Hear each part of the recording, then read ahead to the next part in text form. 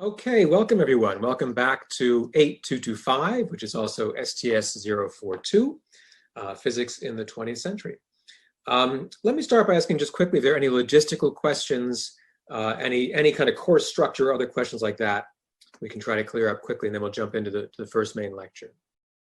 In general, it's good to do the readings, at least to skim the more technical readings before the assigned class.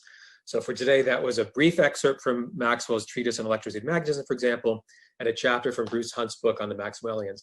So in general, it would be helpful if you keep up, if students keep up with the readings, because it's just going to snowball. Otherwise, some of the readings, as you probably have noted with the Maxwell in particular, are pretty, they're not exactly a page-turning novel, right? Like what's going on with that? So I'm going to be talking about what Maxwell thought he was doing, what some of Maxwell's contemporaries, how they read that book in today's lecture. So for that, so today hopefully will exemplify the kind of use to make of readings like that as we go through the kind of first worked example with Maxwell today. Other readings, as you'll see, like the chapter from Bruce Hunt for this week, are by physicists or historians or sociologists or other more recent scholars trying to help us make sense of that older work. And for those, I think it does make sense to read them a bit more closely. What's the actual argument the author is making? What are the kinds of evidence does the author bring to bear? Because what we'll work on together over the course of the semester is actually working on your own written essays, your own analyses, where you will help you, will build up toward it. But you'll be working on articulating an argument, defending an argument with evidence and examples from various sources. So those, the readings that we would call a secondary source, readings by historians or more recent physicists or philosophers or sociologists or journalists or whomever, those are more like the kinds of writings we're going to try to do ourselves over the course of the term. So I'd recommend, and plus I think hopefully they're interesting. I chose them very carefully. So I do recommend you try to read those a bit differently, let's say, than something like skimming over Maxwell's treatise, which might look both pretty bland and weird and a little unusual given how we do things today. So there are kind of different ways to read the different kinds of sources. And like I say, hopefully today we'll actually give a bit of an example of that as we talk a little bit about that Maxwell reading throughout today. So that's the plan. And if there's no other questions, I think we'll just jump right in. So I'm going to go ahead and share screen. And hopefully you can see that first slide. So today we're going to start our kind of journey in earnest. We're going to turn the clock back about 200 years and talk about some of the leading natural philosophers, some of the leading people who are trying to understand the physical world. And what did they think their job was? What were the settings in which they did it? What were the conceptual tools they brought to bear? And we'll always be asking ourselves what looks kind of similar and what looks really, really unfamiliar from our vantage point today. Oops. So the discussion today has three main sections. We have a brief kind of warm up on physics then and now, just to try to prep us to put our minds back into the world of the early 19th century. Then we'll spend a bit of time talking about Michael Faraday, who was one of the most widely celebrated scientists or natural philosophers of his day. And we'll see some of the things that he introduced during his rather unusual career.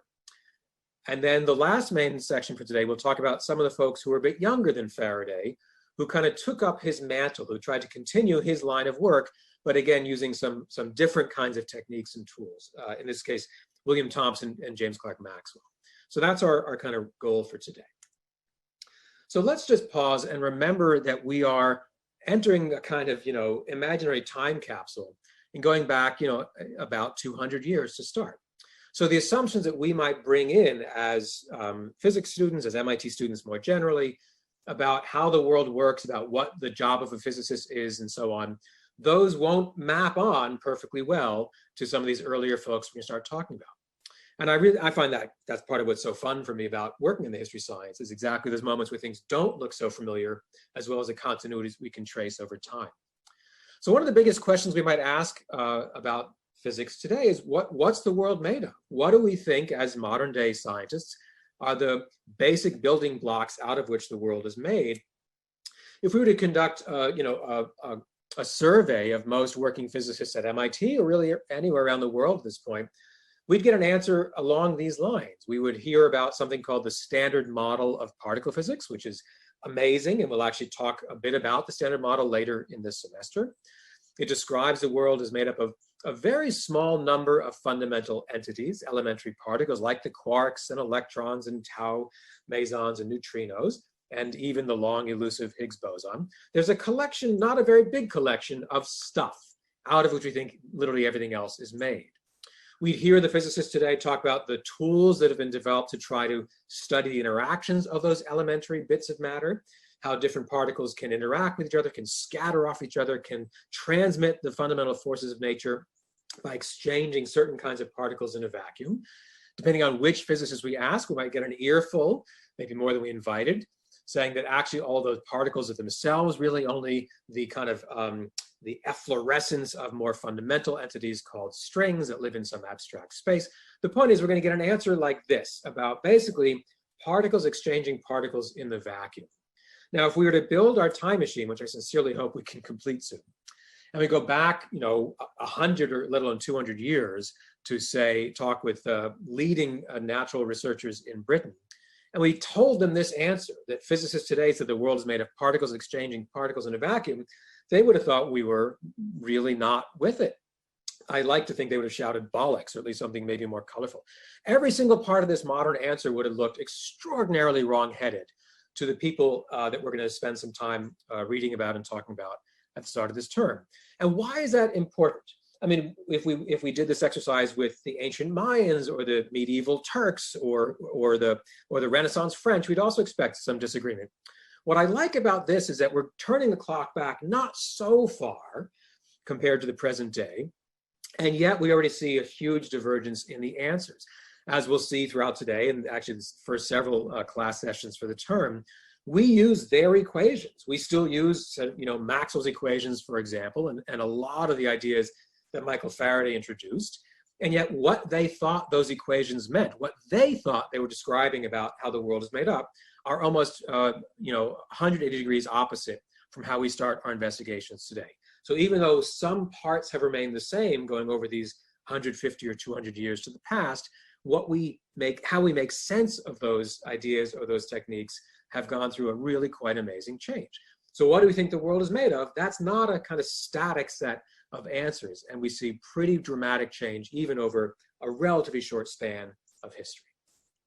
There's another kind of shift that we want to get our heads into, kind of attune ourselves to as well, and that concerns who pursues the study of physics and in what kinds of settings, what institutions. So during the first half of the 19th century, and we'll start this class, people who worked on what we would call physics, electricity, magnetism, optics, other phenomena, heat, they also worked on things that we would call not physics, like chemistry or mathematics or astronomy, physiology, even beyond that. For them, this was all kind of one field of study. It was often grouped under the term natural philosophy rather than physics or chemistry or mathematics per se. In fact, the term for person who studied these things, in English, the term we would call scientist, was actually only invented in 1834. It's remarkably new as far as the English language goes. It was invented after some of the developments we'll actually start talking about today. So even having the job description scientist or the title is actually relatively new, and what these particular kinds of scientists that we would now call physicists, what they thought they should do, again, some pretty broad changes compared to what we're used to today. Not only did they think their job description was different than what we might imagine for ourselves, but where they did the work, in what kinds of settings or institutions, that was also pretty different merely 200 years ago, let alone much further back in human history. So a lot of the stuff we'll start by talking about today was not done in schools or universities. They were done in separate institutes or academies, and the key thing is these were not places where students took classes to get degrees. There was a kind of separation between kind of learning institutions. Universities existed throughout many parts of the world, including Western Europe and the United States. Universities existed, but that was not where people were doing what we would call scientific research. In fact, some of the most prominent natural philosophers or leading physicists were not only not professors at universities, some of them had never even attended university themselves, and that's true of the first figure we'll look at today, Michael Faraday. So there's a big shift toward a kind of placement of this research that would look more familiar, things more like what we'd expect to see ourselves. That shift begins in the middle of the 19th century, so more like 150 or 170 years ago, rather than 200 years ago or more. There's a shift to where research in fields like physics gets done more often than not by people who are professors in universities who also spend some of the time teaching students, like what we are more used to today. That has a history. It's actually relatively recent, and it emerges really in the middle part of the 19th century. So the overall theme of this very first kind of warm up for the class is to kind of put ourselves on guard. We shouldn't assume that our current sense of what's expected or normal or familiar, either about how we choose to study the natural world, what concepts we use, let alone how we think we should be pursuing that and what kinds of institutions or job descriptions. We shouldn't expect that what's familiar to us today is just how people did things in the past. And in fact, we'll see some pretty dramatic changes over a relatively short span of time. So let me pause there and ask if any questions just on that early kind of warm up. Anyone have any thoughts or questions about that?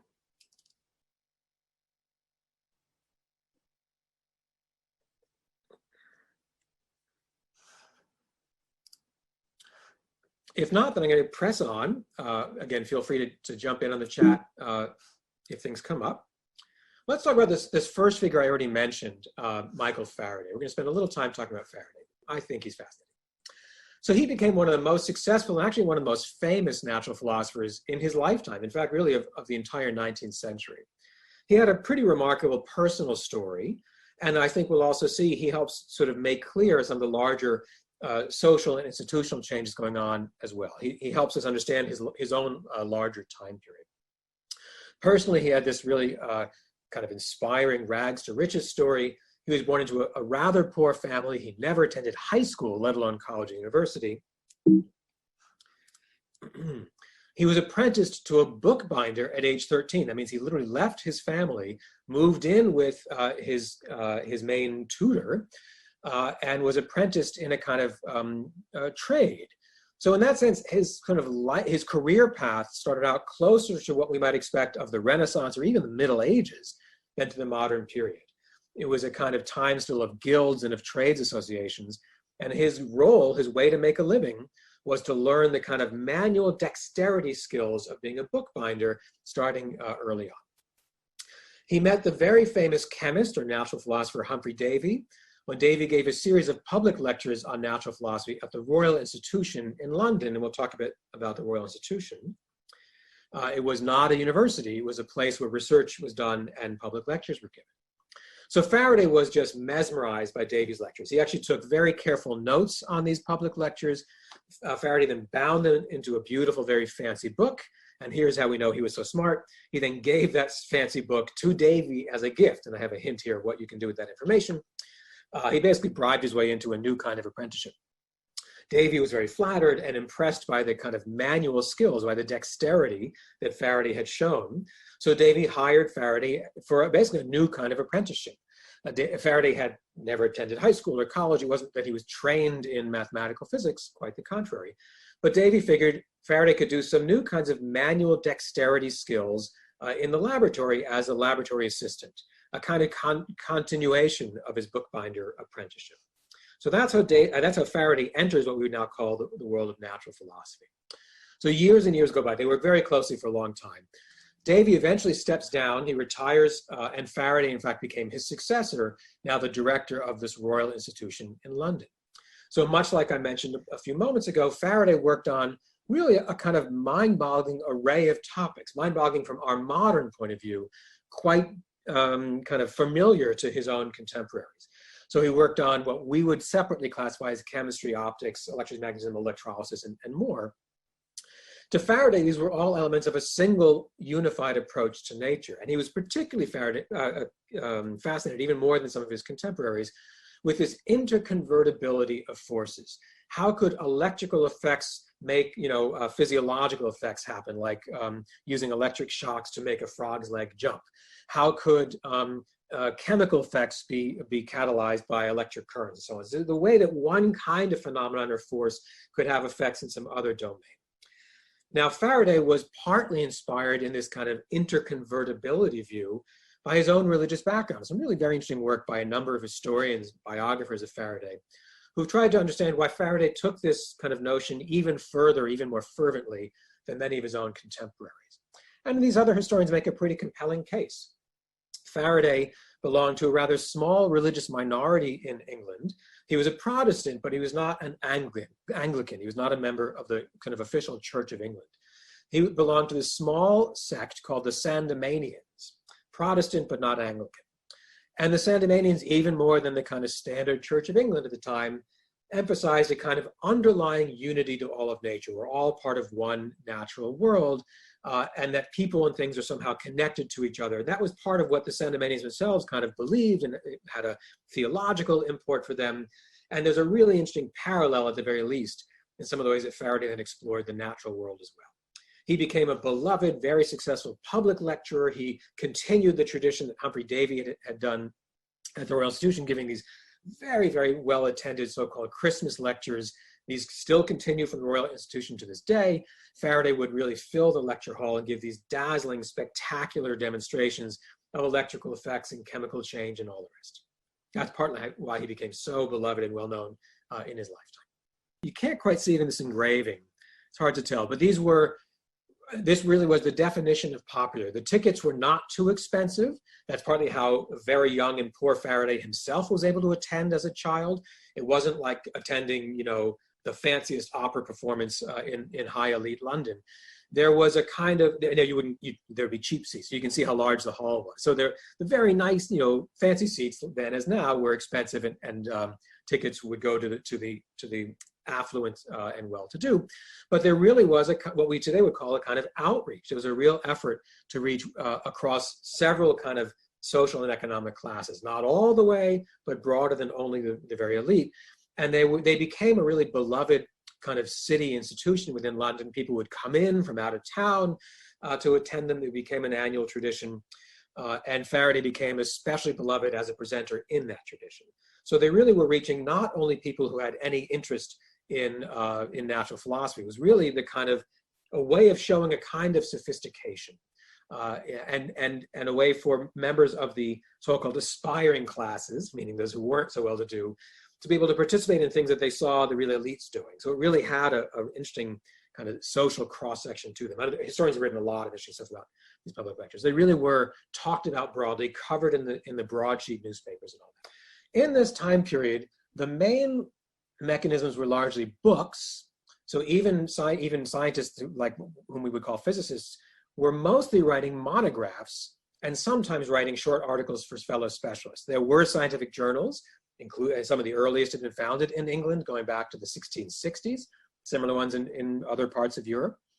But the real kind of transfer mechanisms were often through monographs. That's partly why Maxwell's treatise that we'll talk about later today became so widely known and so influential. There were then these lectures. There were also so-called itinerant lecturers, people who made their whole living just giving popular lectures on topics like electricity, town to town. So not just in London, but to the outskirts, and likewise throughout provincial France and other places. So there were kind of popular lectures. In that sense, you can think of it almost like PBS television today, like Nova specials. But for fellow specialists, there were just the start of professional meetings. The British Association for the Advancement of Science started having annual meetings of the sort that would become so familiar for fellow specialists. Sometimes those would be covered in the national newspapers. It was a hodgepodge. Some things would look familiar to us. Some things might seem a little more unusual. But Faraday wrote books and books and some articles, for example. Certainly some of this would get into the curriculum for universities, and we'll talk more about that actually, especially later today and in the next class session. But the way that kind of fellow researchers interacted with fellow researchers, it was largely through books, sometimes through journals, and through these different kinds of lectures. Great questions. I'm going to move on. These are great questions. I'll try to answer more than I don't get to as we go further. But I want to get to one of the topics that was really, really high on Faraday's list of most important, because this is really going to set our kind of agenda for several classes to come. And that's what was called the ether, a presumptive, a hypothetical medium that pretty much everyone that we're going to talk about, Faraday included, just assumed, they kind of knew, they had an extremely strong confidence that this medium was filling all of space, filled every nook and cranny of the universe. And that it was this medium that filled everything, that enabled various processes to affect one another. That was the kind of interconvertibility of forces. Why did electrical effects lead to magnetic effects? Because they're both ultimately effects of this ether that connects everything. So what's the ether? Just during Faraday's own childhood, another kind of amateur British naturalist named Thomas Young, building on some work by French scholars from around the same time, right around the year 1800, had advanced a wave theory of light. This is opposite actually to Isaac Newton's theory of light, who had a particle or corpuscular theory. So Thomas Young, like some of the French scholars as well, suggested a whole bunch of optical phenomena like interference, like reflection and refraction, could really only be made sense of if light was a series of waves. And I'm sure you've seen this. Is a very simple illustration. If two waves are perfectly in sync with each other, we'd say in phase, you can get constructive interference. The peaks will become larger than either wave alone. The troughs become deeper. Of course, if those two waves are exactly out of sync with each other, if they're perfectly out of phase, you can get destructive interference, and the resultant wave will vanish altogether, and sort of anything in between.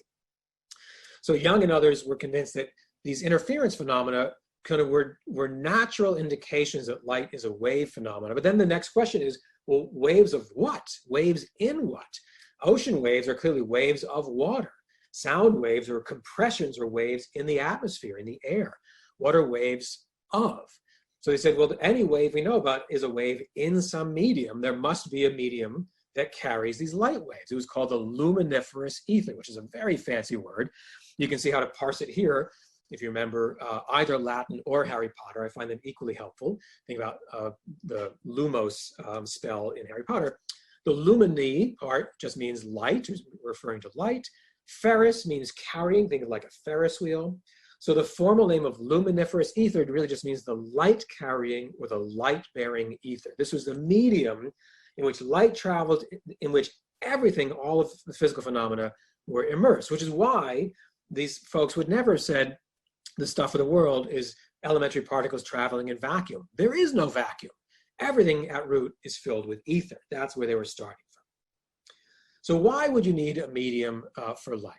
Again, even before, around the same time as Thomas Young in England, a number of French scholars had found that the speed of light, the speed at which light waves travel, depends on the medium in which they're traveling. In fact, they're slower in water than in air.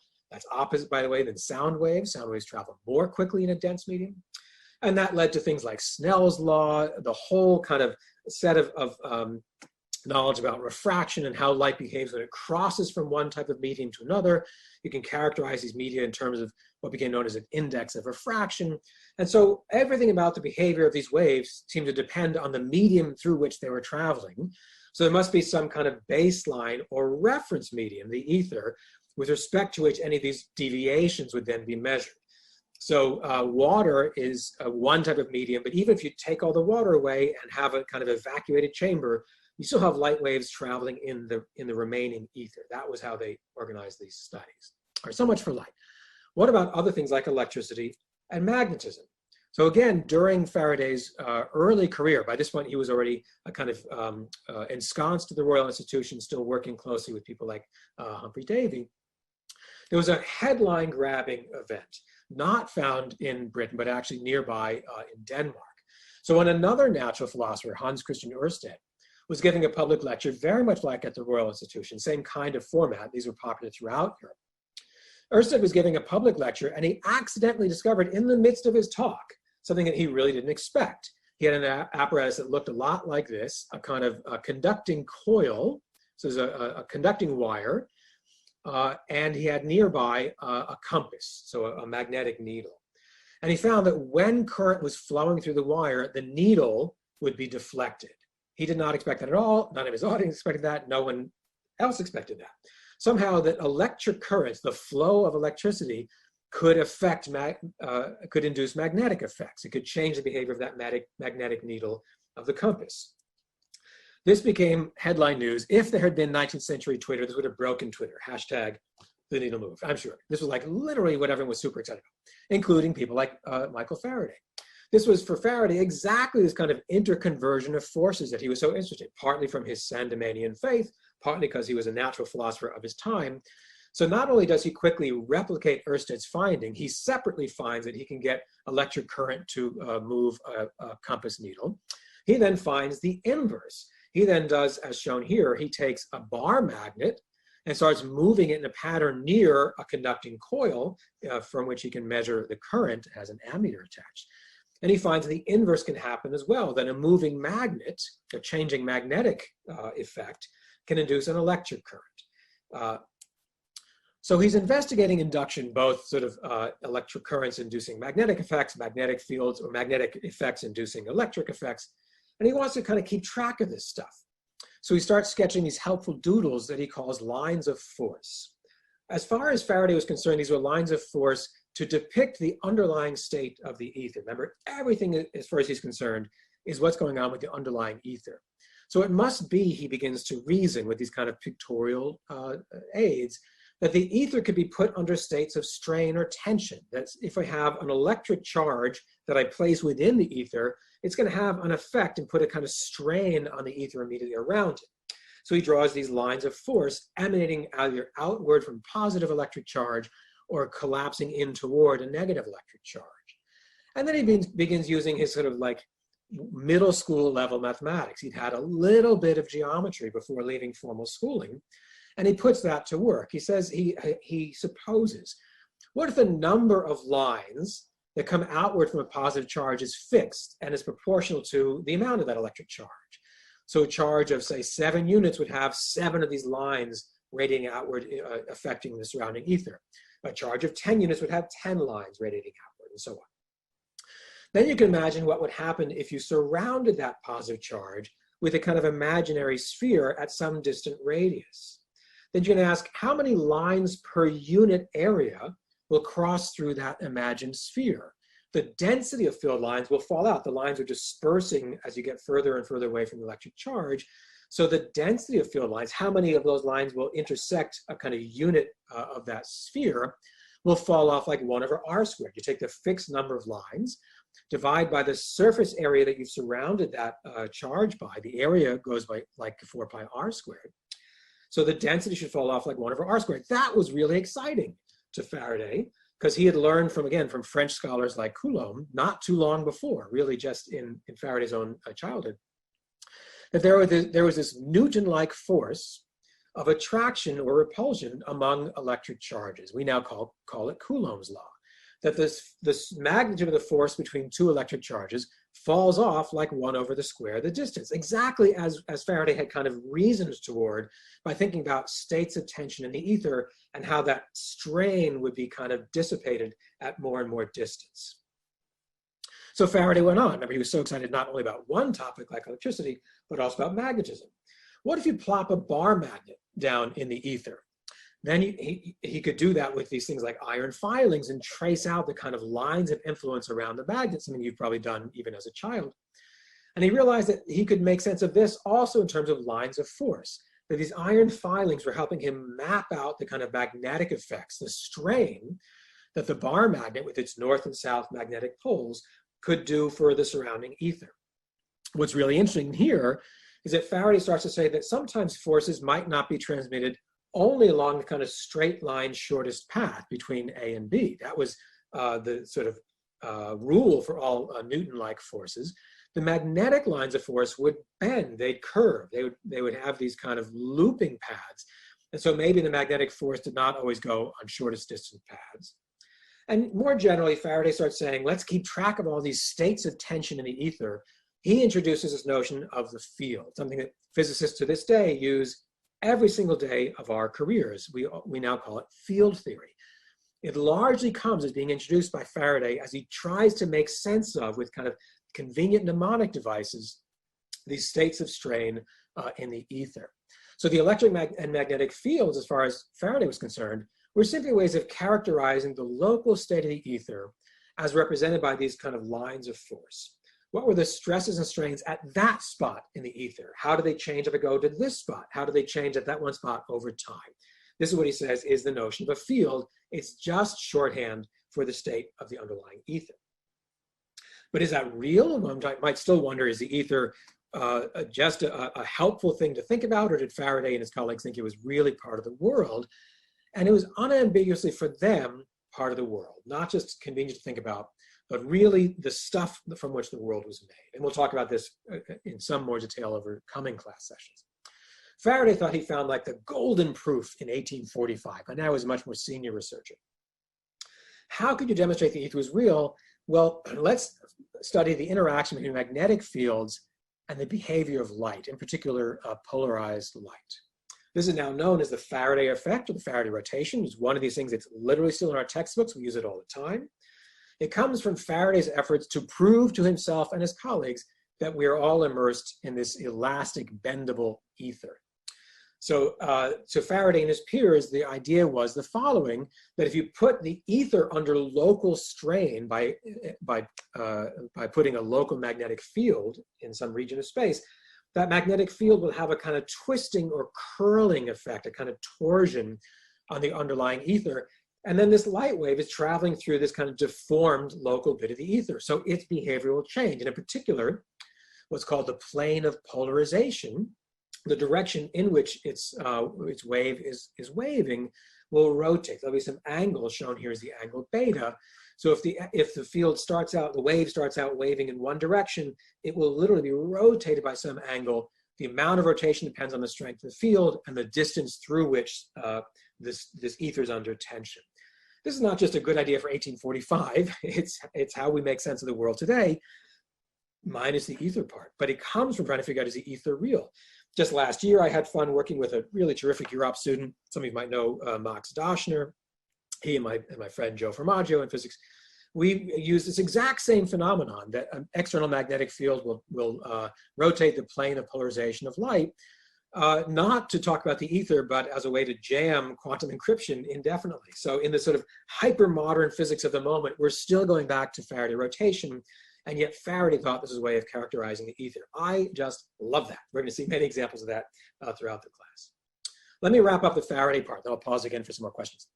So Faraday, as we've seen, worked on a variety of phenomena, what we would call separately chemistry and optics, electrolysis, even physiology, let alone electricity and magnetism. He was especially interested in the interconvertibility of forces. Partly, a compelling case has been made. This kind of resonated especially closely with his sort of religious minority views, his Sandemanian views, and that there was this kind of underlying unity of nature. Faraday was never trained in advanced mathematics. He had really just the rudiments of this kind of pictorial geometry, like we saw with the kind of lines of force. He was an apprenticed tinkerer. He had tremendous manual dexterity skills and also great cleverness. He became this leading experimentalist based on not formal training at a university, but being kind of apprenticed as a bookbinder and then essentially apprenticed as Humphrey Davy's assistant at the Royal Institution, not at a university. He introduces these things which we still use to this day, like lines of force and then fields. For Faraday, these are ways of characterizing the one big prize of natural studies, meaning the ether, the medium within which all these things unfolded, and the reason, as far as Faraday was concerned, why there could be this interconvertibility and unity.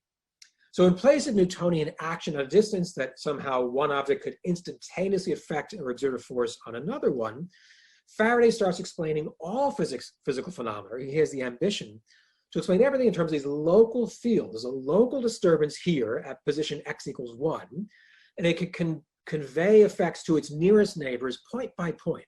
So you have to study how these fields change over time and spread out through space. Everything is now meant to be local fields, not action at a distance. Let me pause there again and ask for any questions. See at least one more item in the chat. Any questions on the Faraday material?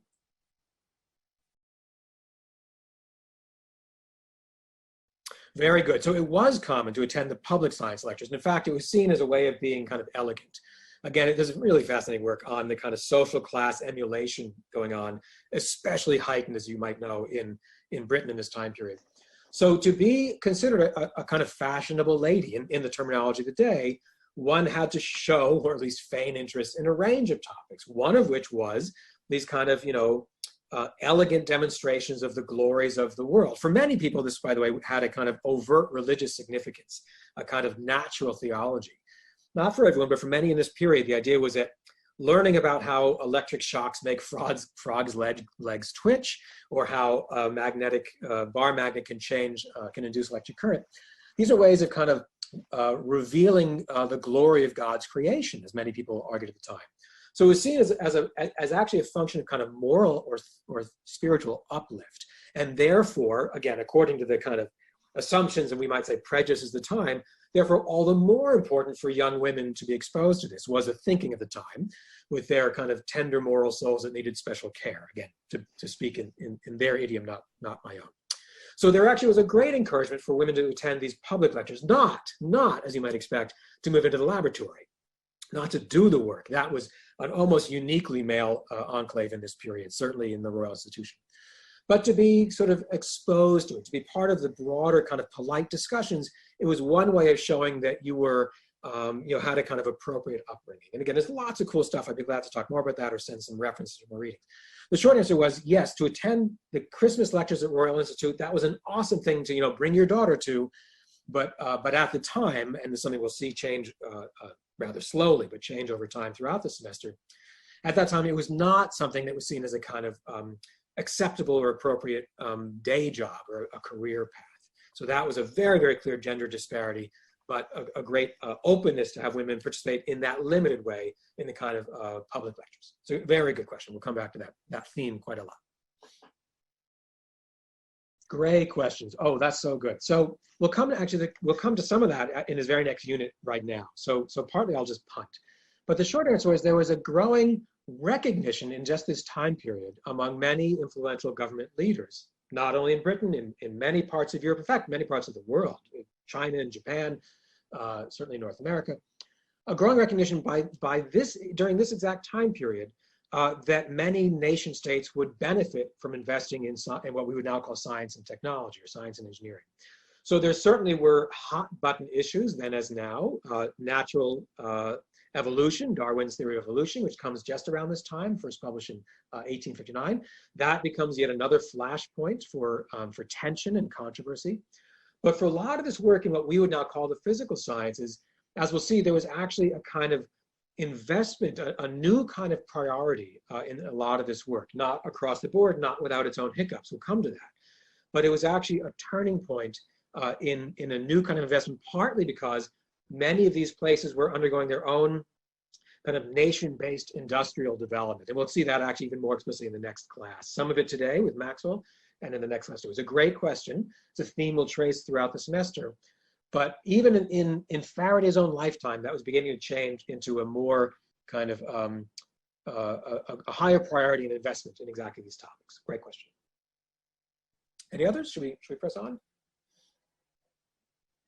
These are great. So keep them coming. These are great historical questions to help us think about like what was different back then, what might have been similar. So we're going to keep that kind of back and forth in mind as we enter now just the last part for today's class. I'm going to talk about William Thomson and James Clerk Maxwell. So as we saw at least briefly, Faraday had very little formal training in mathematics, and he used very little in his own studies, his very voluminous studies. And that's not so surprising given what we know about his own early childhood and education.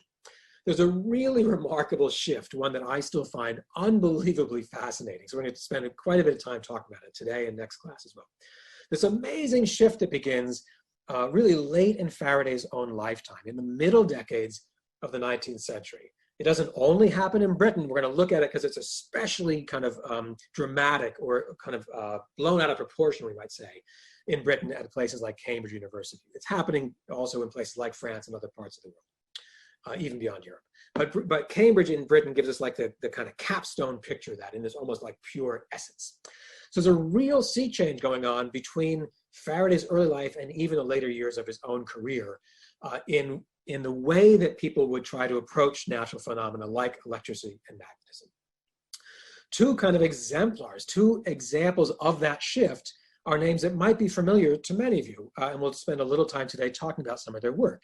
William Thomson, who was later known as Lord Kelvin. That's the same Kelvin from the Kelvin temperature scale, absolute temperature, familiar to you, and many other things. So Thomson on one hand and James Clerk Maxwell on the other. Again, I'm sure Maxwell, a familiar name, things like Maxwell's equations and all the rest. So these two folks were about 2 generations younger than Faraday. They were coming of age when Faraday was already a well-known natural philosopher. They pick up on Faraday's work. They were avid readers of Faraday's books, often monographs, not just his articles. And they begin to translate it into a very powerful mathematical formalism of the sort that Faraday had no inkling of whatsoever. Turns out both Thomson and Maxwell were born in Scotland. They were not from London or the immediate English surroundings. They were both Scottish born. They both moved to Cambridge for their formal university training in the middle decades of the 19th century. So both Thomson and Maxwell became deeply involved, coming to exactly the question that was raised just in that last question period. They became deeply involved with what we might call kind of engineering aspects or applications of natural philosophy, all around the physics of the ether. They both had very long, illustrious careers, not only when they were university students. They were pursuing these very fancy, sophisticated mathematical, kind of formal mathematical approaches to electricity, magnetism, and the physics of the ether, not only for the sake of pure mathematics. As we'll see, they were deeply involved in very practical ways with things that governments wanted to pay for, like telegraphy and other practical electrotechnical devices. So among the most important in their own careers was indeed telegraphy. So as you know, Britain then as now was an island. It's still an island. Back then it had lots and lots of colonies. That's what's changed. It was a period of still rapid acceleration of the British colonial adventure. So distant outposts or so-called possessions, territorial possessions, really all around the world. Again, many of you might recall the old quip that the sun never sets on the British Empire. In that time period, there were colonial holdings or territories that spanned really the entire globe. So at any given time of day, the sun was shining on some British outpost. So what do you need if you're going to try to administer a world-spanning empire? You need ways to have efficient communication. And that was an enormous impetus for things like telegraphy.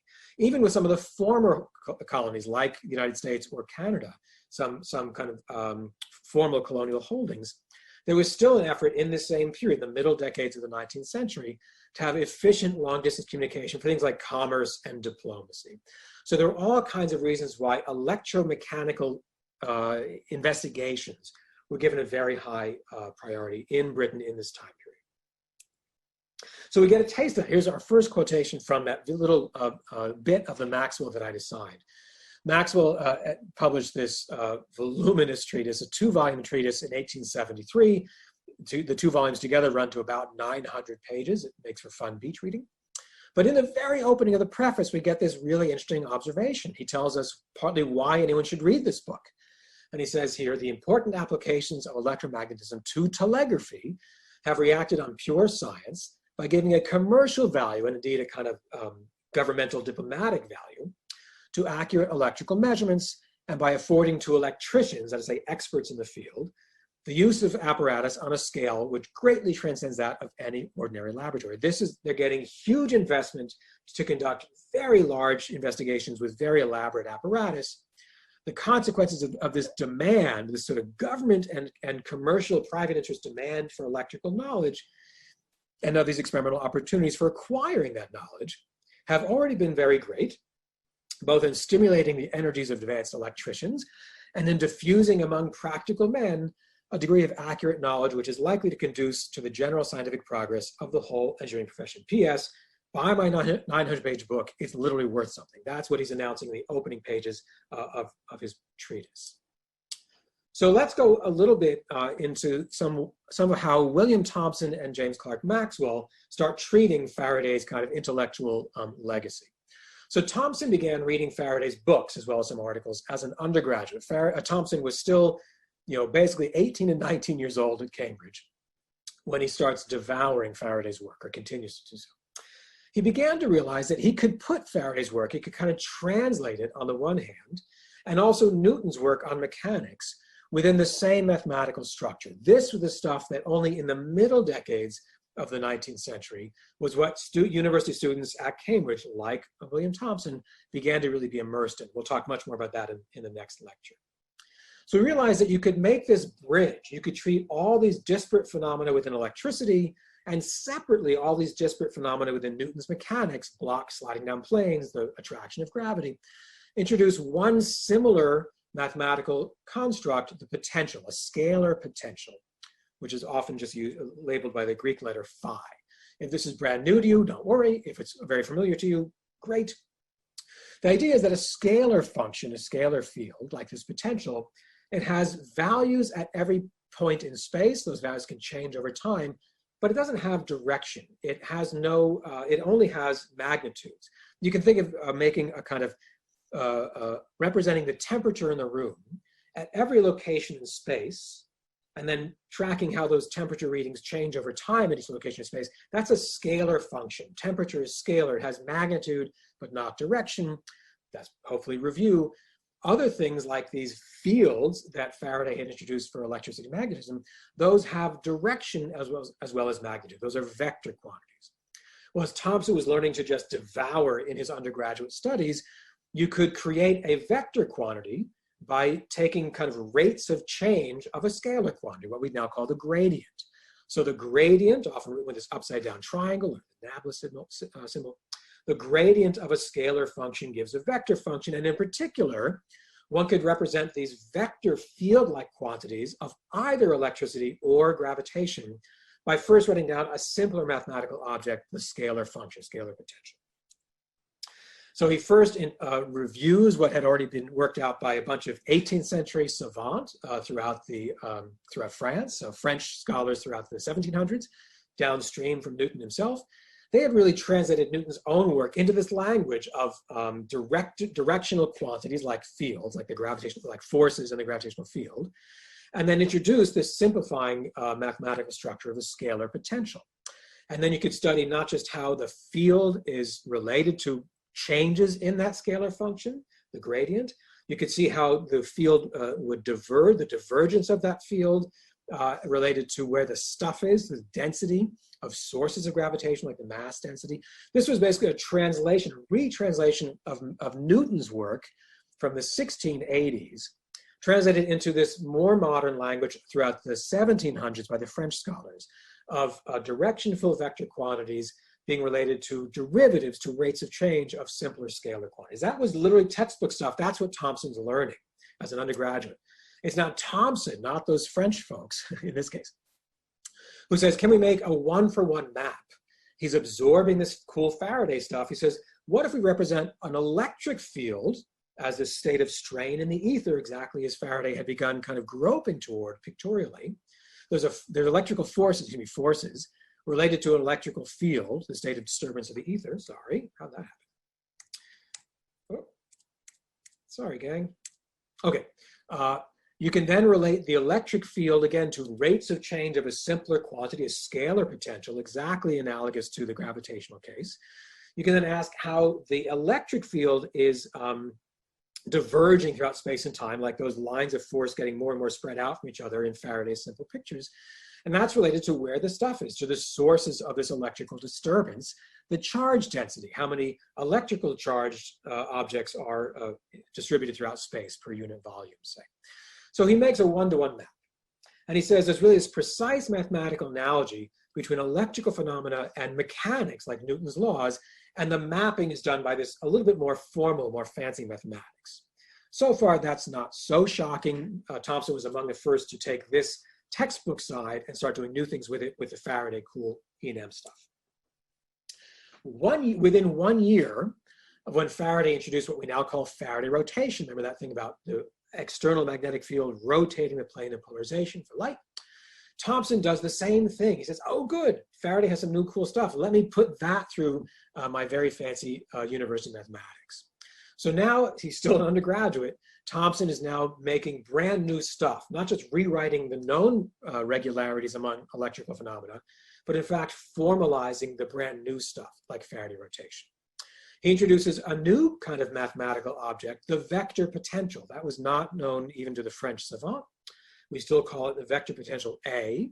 And he introduces a new operator, a new way of manipulating that quantity, which we call the curl. Thomson invents curl as an undergraduate. Just let that sink in for a second. So, you know, the new semester's early. You all can invent all kinds of new math before, let's say, November.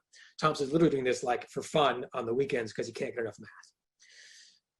So he introduces a vector potential and this curl because, as Faraday had kind of intuited, the effect of a magnetic field on the surrounding ether was this kind of turning or twisting strain, unlike the kind of straight line strain of an electric field. And so Thomson wanted to kind of formalize what that curl, what that twisting torsion would be like as a different kind of strain in the ether. And he formalizes this new operator, which we now know and love and use every single day. It comes out of Thomson trying to treat mathematically formally what he was still learning very actively from people like Faraday. Pretty amazing.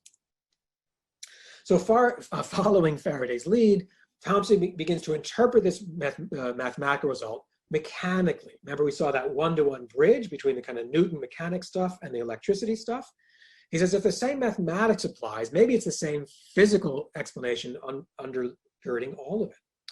The ether, he had learned from people like Michael Faraday and others, the ether seemed to be this elastic physical medium. It was literally a kind of stuff spread out everywhere, and that medium could be put under local states of tension or strain, with twist, with directional properties described by these vectors.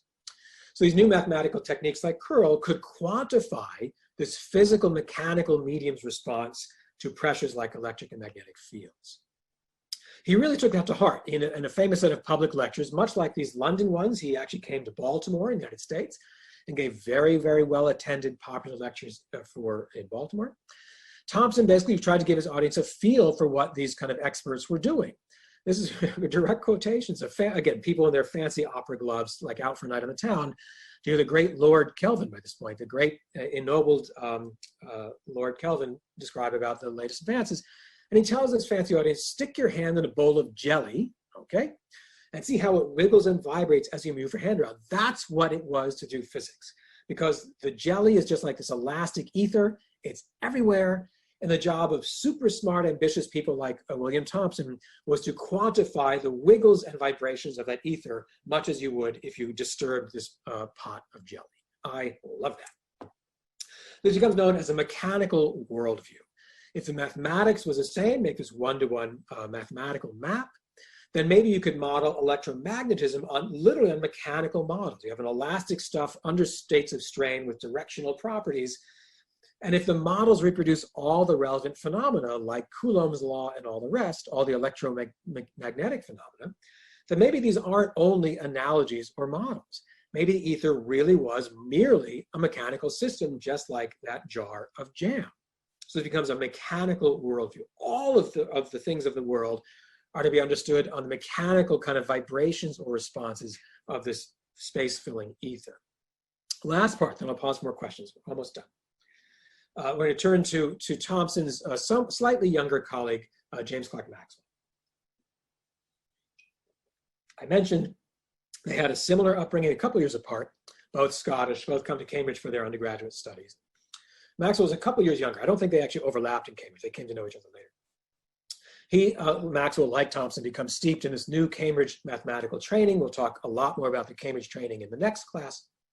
And Maxwell develops further analogies between these electromagnetic kind of ether-based systems and mechanical systems. Here's a famous example. And this, by the way, you get some more description of this in that chapter by Bruce Hunt in the reading for today. So to model the effects of a magnetic field on the ether, Maxwell imagines this elaborate system. Basically, it's like a contraption of like pulleys and conveyor belts and gears. We don't have to worry about the details so much. The ambition is what I want to convey. That there's a physical model of an actual system, a mechanical system of gears, levers, and straps that he thinks is what's really going on in the ether when we do things like put a little patch of ether under local strain from a magnetic field. So between these kind of vortices, as depicted here, are these idle wheels that sort of stay in place but can change the rate at which they turn. It really is like these conveyor belts.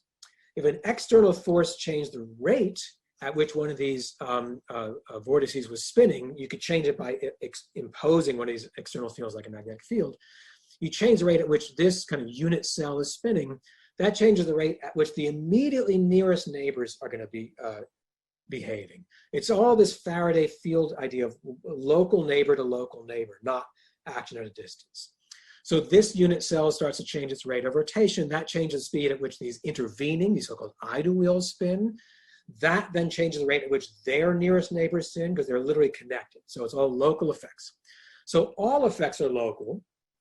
And the way that a magnetic disturbance affects something over there is by these local effects propagating through the medium in this kind of gears and straps conveyor belt sort of way. And again, he gives us hints about this even in the brief excerpt from Maxwell's treatise that I assigned for today. So he talks about how the action of one electrical system on another is affected not by direct action at a distance, not the way Newton had said, but rather by means of a distribution of stress in this medium, this elastic medium or the ether, extending continuously throughout space.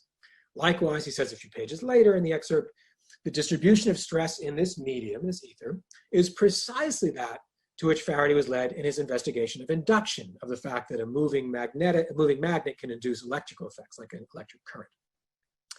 At every point of the medium, there's a state of stress. Every part of the ether is under some kind of stress, such that there's tension along the lines of force, pressure at right angles. He's really building a mechanical model, almost sometimes a kind of hydrostatic one, other ones more like the gears of a factory. This became how the Maxwellians, not just Maxwell, but even his nearest followers and students and kind of proteges, that's what they thought it was to study the natural world, to build more and more kind of articulated mechanical models of the ether with which they could model and even predict more and more features of the natural world, like electromagnetic effects. So one of his acolytes, Oliver Lodge, who himself went on to a very, very distinguished career in physics himself, he wrote a book a few years later than Maxwell's treatise called The Modern Views of Electricity. And it was all about this sort of Maxwellian approach within this mechanical worldview to account for states of strain in the ether, using this kind of much more articulated mapping, the fancy math that people like Thomson, Maxwell, and soon the whole Cambridge group would articulate. Well, this didn't impress everyone. I love this book review. This is the nastiest book review for a long, long time. Here's a review by the French mathematical physicist Pierre Duhem, reviewing Oliver Lodge's book, this kind of Maxwellian book. Duhem hoped he would like it. He also was very interested in electromagnetism, but he just sniffs in this wonderful sneering French way. It's worth quoting. Duhem says, here is a book intended to expound the modern theories of electricity. In it, there are nothing but strings which move around pulleys, which roll around drums, which go through pearl beads, which carry weights, and tubes which pump water while others swell and contract. Toothed wheels are geared to one another and engage hooks. This is the real kicker. We thought we were entering the tranquil and neatly ordered abode of reason, but we find ourselves in a factory. This was not high praise. He was like, I thought I was going to learn something edifying for my soul. Instead, this is literally low-class stuff. This is the most obnoxious takedown book review that I could think of. So this Maxwellian British approach doesn't please everyone, and yet, as we'll see in the last little bit, they're starting to make some pretty remarkable strides nonetheless. Last little bit, then we'll pause for questions. Last part for Maxwell. So while working out this sort of mechanical model, how would local disturbances propagate through this elastic medium of the ether? Maxwell starts putting in some quantitative values for the way to characterize the kind of response of the ether. These are really like spring constants. How stretchy is the ether, or how much stretchiness or tension do you get sort of per unit applied external field? When we apply an external electric field to this part of the ether, how much does the tension change, or likewise the magnetic field? So really like spring constants, analogous. And that's what he and his colleagues were measuring in their local laboratories and studying. Then he goes back to these mechanical models to ask how quickly would a mechanical disturbance begin to propagate within this mechanical ether.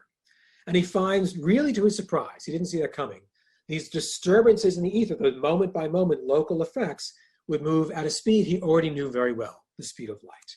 Here's a direct quotation from his very famous paper from 1865. And he says, the velocity of transverse undulations in our hypothetical medium, I just love that phrase, transverse undulations in our hypothetical medium, meaning the speed at which these waves of ether are traveling, that speed agrees so exactly with the velocity of light that's calculated from optical experiments and actually mostly astronomical tests, that we can scarcely avoid the inference that light consists of the transverse undulations of the same medium, the ether, which is the cause of electric and magnetic phenomena. Translated into how we might say it today, light waves were literally nothing but traveling disturbances of electric and magnetic fields within this light-bearing, all-pervasive ether. He gets this unification of electricity, magnetism, and optics by thinking very, very hard and very quantitatively about the mechanical response of this all-pervasive ether. So let me wrap up, then I'll pause. I see a bunch of comments coming up in the chat, so I want to make sure we have time to chat. So let me just wrap up and then we'll get to discussion. Leading natural philosophers of the 19th century were really quite convinced, and they had very good reasons, that the world is made of just different kinds of stuff than how our contemporaries would answer that question. That opening question, what's the world made of? The folks back then, world-leading, rightly celebrated scholars, Faraday, Thomson, Maxwell, and for that matter, people like Pierre Duhem and his contemporaries as well.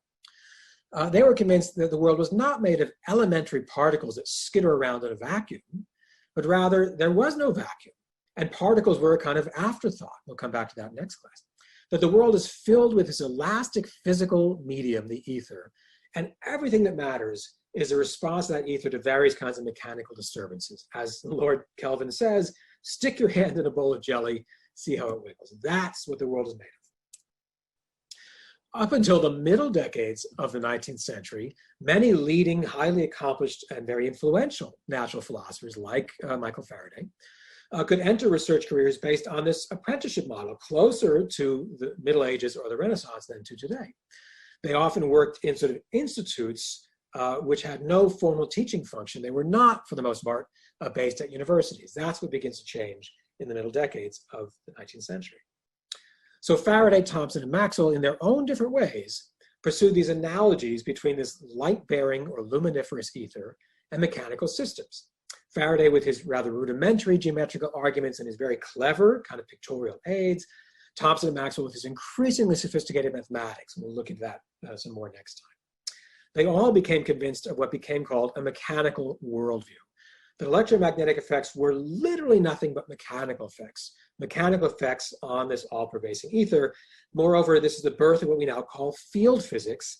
Local causes yield local effects. There's no action at a distance, unlike Maxwell's description, Newton's description of gravity. A can affect B, but it'll take some time for the effects to propagate, and certain kinds of propagating effects, like these electric and magnetic transverse undulations, they'll show up as nothing other than what we call light. Let me stop sharing the screen there, open it up for questions. There's a huge set in the chat.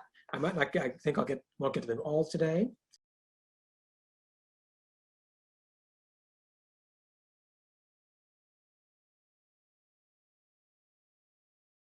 Great question. Thank you. So you're right. So there was a spectrum even among what we now call the Maxwellians. They didn't all have exactly the same ideas, or they shared a lot.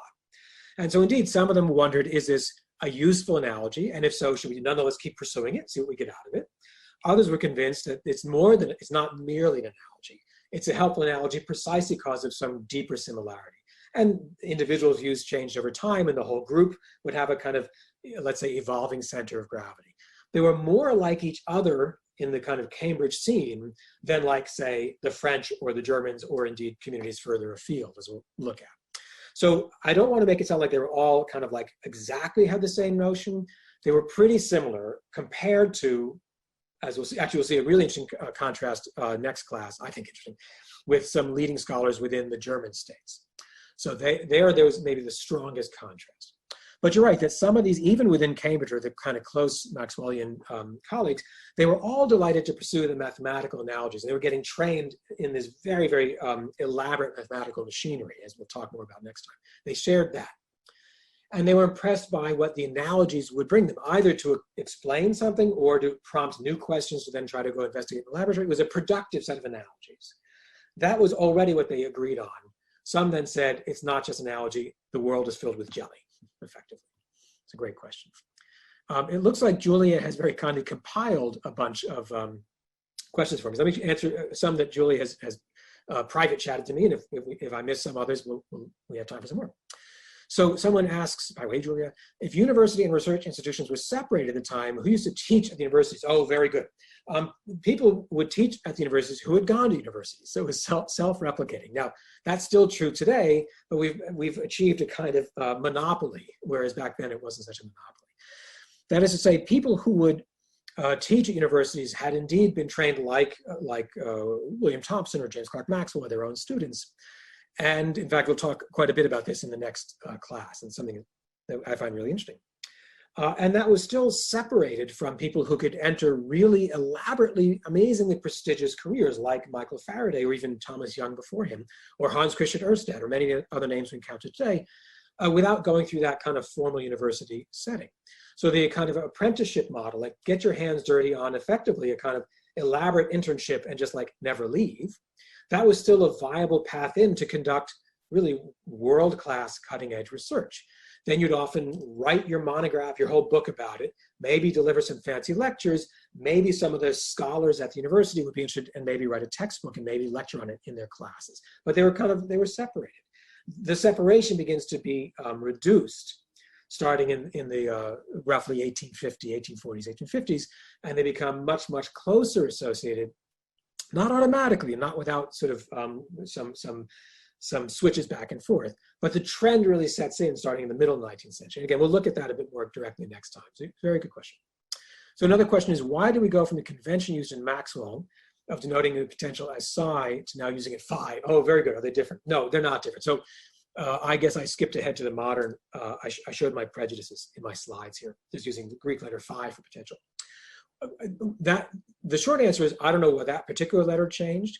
What I do know, and we'll talk about again next time, is that, as you got a taste of again in the reader today, Maxwell was not using any of this fancy pants vector stuff, right?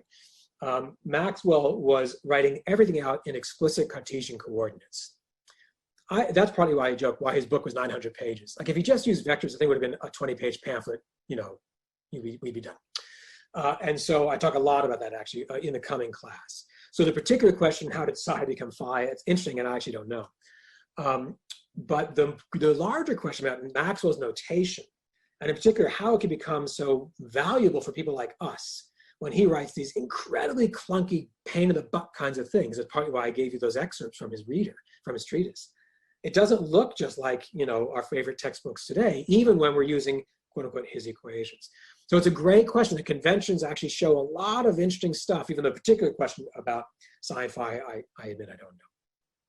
Regarding the wheels, pulleys as analogies for physical reality, how is continuous rotational symmetry of the physics explained? Oh, that's interesting.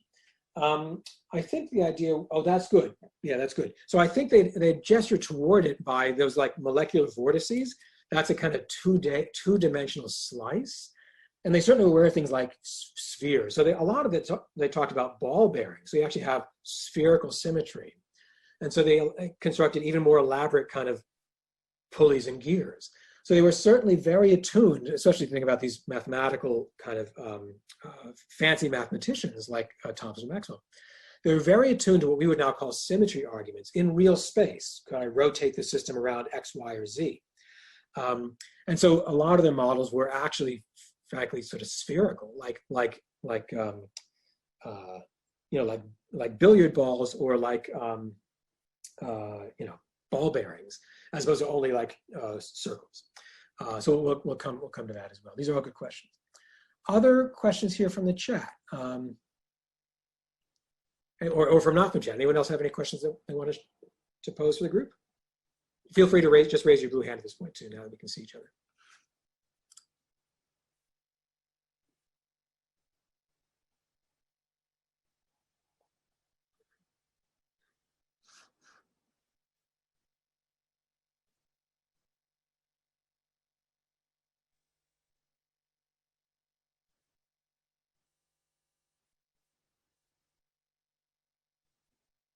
I like the comment about putting your hand in the jelly, now your keyboard's sticky. My apologies for your keyboard, but just trying to catch up on the chat here.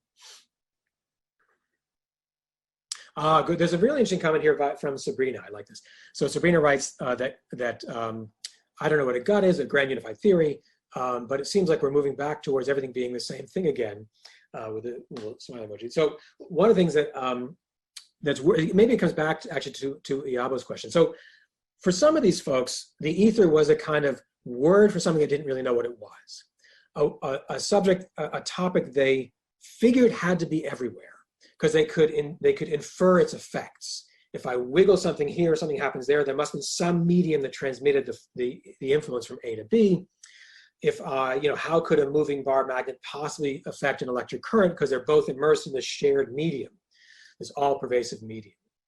And so they gave it a name. They gave it a name long before they had any kind of articulated descriptions or analogies of it. They called it the light-bearing ether, luminiferous ether, decades before they had any kind of more specific ideas about it. And so in that sense, I think it is kind of like we're in a similar situation today. And we'll talk a bit about this near the very end of this semester, with our quest to understand what's the world made of. And we have very finely articulated models, like a standard model, and this kind of neutrino and that kind of electron, and up quarks and down quarks, and gluons and Higgs, I mean, all this very specific stuff.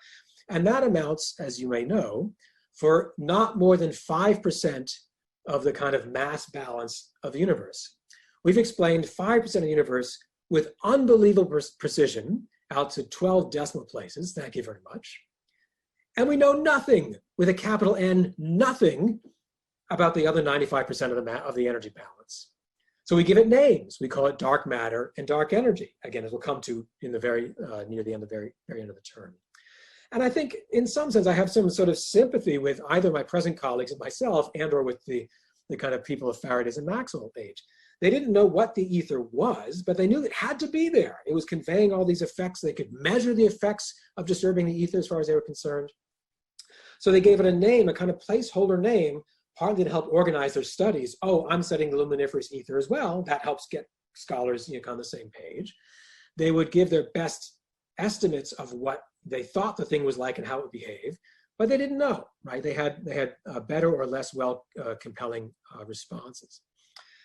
And I think we're in a very similar situation today, not by design, not by our hopes, but because we have been stymied now for decades to get any more kind of carefully articulated knowledge about what specifically is dark matter that seems to be filling every galaxy much, much more so than ordinary matter. What particularly is this other separate kind of stuff that we now call dark energy.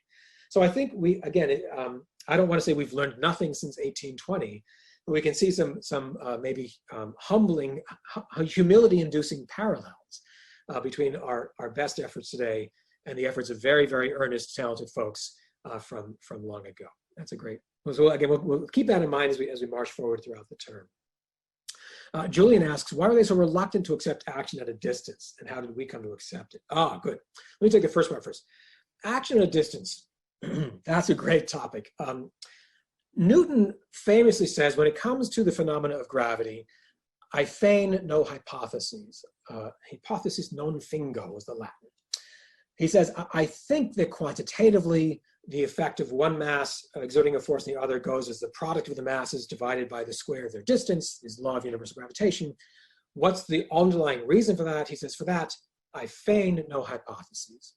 He actually had a lot of hypotheses. He just knew not to write them down. A lot of scholars have argued that he was actually convinced, at least by analogy, that gravity was a kind of alchemical effect, even at a time when alchemy was in kind of poor repute.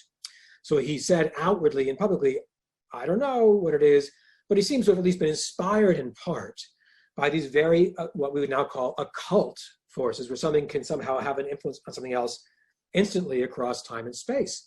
So Newton was kind of comfortable with the notion of action at a distance, that somehow the Earth could instantly tug on the moon and vice versa without having to wait for some influence to travel between here and there. That, even in its day, was criticized by a number of scholars, even in Newton's own day, because they thought it did sound occult. It sounds like, kind of witchcraft. How could this thing possibly affect something over there if everything else I see, I throw a rock into the pond, I see ripples spread out. The distant edges of the pond aren't affected by my rock until the ripples get there. There were all kinds of common sense observations that suggested to people like Leibniz, like Newton's very smart contemporaries, that the physical world seemed to convey influences by requiring some time for influence to travel from A to B. So Newton's action at distance was already at least had a kind of curious, kind of bad reputation among the savants who cared. And then you get to someone like Faraday and Ørsted and Thomas Young, and now they figure they have a reason to finally give up or to finally reject that action at a distance, because they have separate reasons based on this wave theory of light, saying, oh, there is a seat, there's a physical explanation available to us for how all these physical phenomena are transmitted from A to B across space. They're all sitting in this elastic medium, this ether, and that can have a local disturbance that propagates.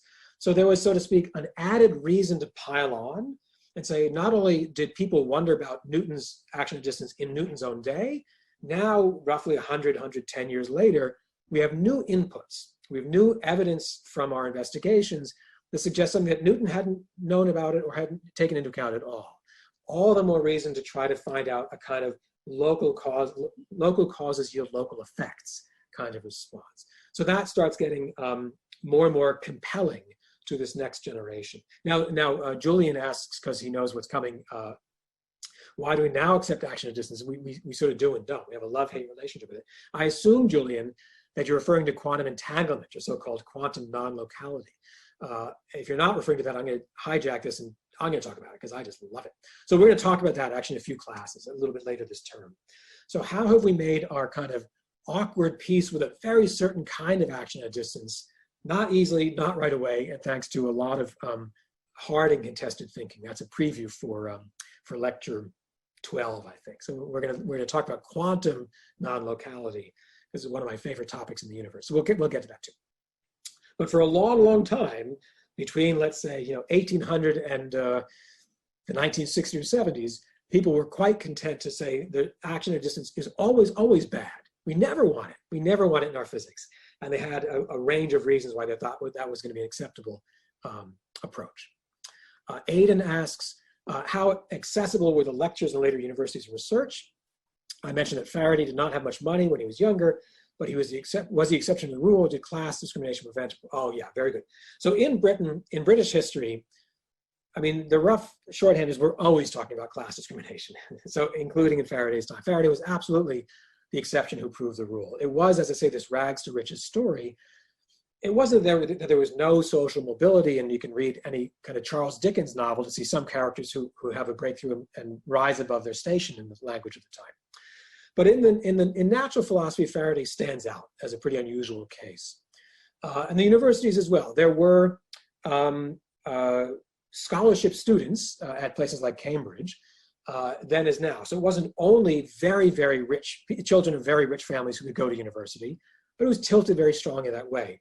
And in fact, it's only in Britain in the middle decades of the 20th century, like 100 years after the days of Thomson and Maxwell, when there's a very large university reform throughout Britain to make much more accessible colleges and universities for people from many more backgrounds. That kind of large-scale national university reform comes really in earnest like 100 years later. So there were students on fellowship. In fact, Isaac Newton was a scholarship student when he went to Cambridge in his own lifetime in the 1600s. Often they would have to be basically like a butler or a maid for their roommates. Not an ideal situation, right? This was not like work study. It was like you have to go clean up for your rich roommate. Not what I recommend today. So there were ways to be a student at some of these elite British universities from more humble backgrounds. Not great. This was well outside the reach of someone like Faraday. So it does, again, the ladder didn't extend sort of arbitrarily low. But there was a range of social classes in universities in this time, not a full range. And that begins to change pretty slowly all over the world, including in Britain, including, frankly, in the United States. And of course, we still have challenges even here. So that's a great question. Faraday was indeed the exception who proves the rule within natural philosophy. Yeah, great question. Any other questions there? If not, I realize we're pretty much at the hour. Those are great questions. Thank you so much. I hope it's not too clunky. We'll try to get better. I'll try to get better at flowing in the questions and discussions throughout these Zoom lectures. Anyway, thanks everyone. Great questions. I'll post the video as soon as it's done processing. It'll go to the Canvas site, and we'll pick it up there for next week. Everyone stay well. See you soon.